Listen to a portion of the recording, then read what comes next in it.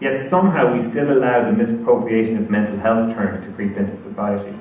We still allow words such as schizophrenia or schizophrenic to be used to describe somebody who's confused or two-faced or has a split personality, which is immensely offensive for those who suffer with that condition.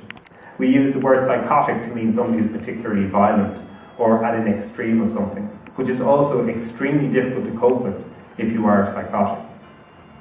Until these words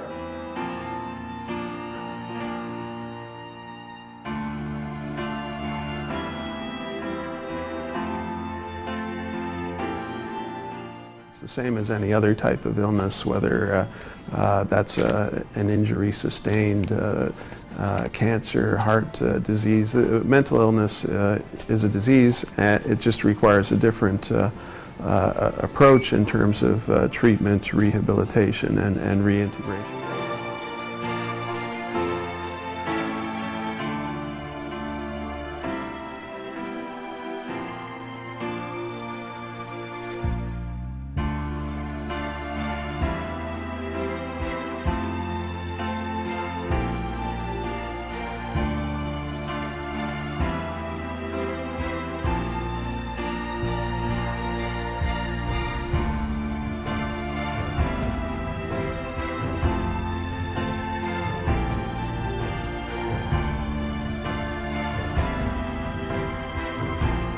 The biggest challenge we faced was getting accurate and comprehensive and comparable data across 30 different countries. Quite frankly, there's very little information in some countries even on the prevalence of various types of mental illness, let alone on treatment rates, etc.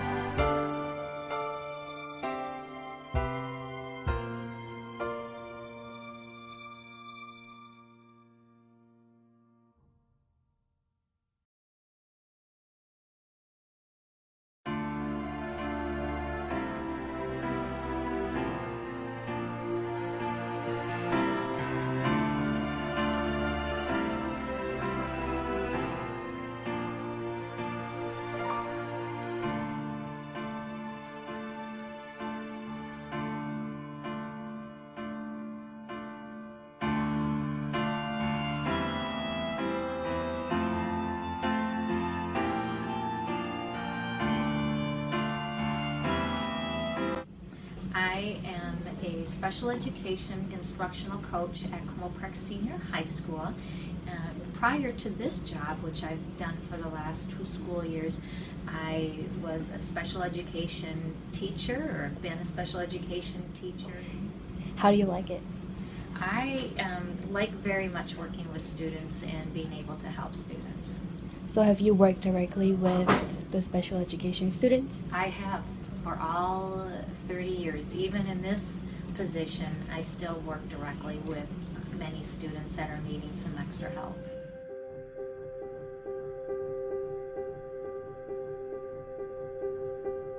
Politicians across Europe demanded that conditions were urgently improved.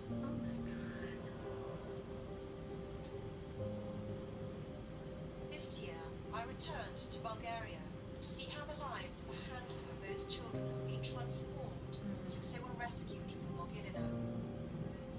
The first part of this film shows the terrible damage done by inadequate care. This would not happen in the United States.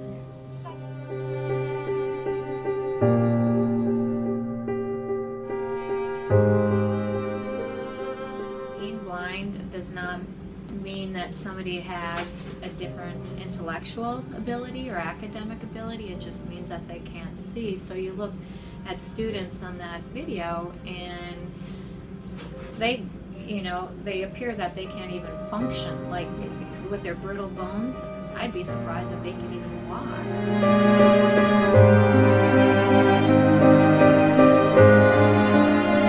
It doesn't appear because they're being carried from one place to another. And here in the United States, those people would have the same opportunities as anybody else and would go on and have lives of their own, independent lives, have children, have a job. In parts of Europe, disabled children were often locked and kept in cages because, to the caretakers, this is a way to tame them.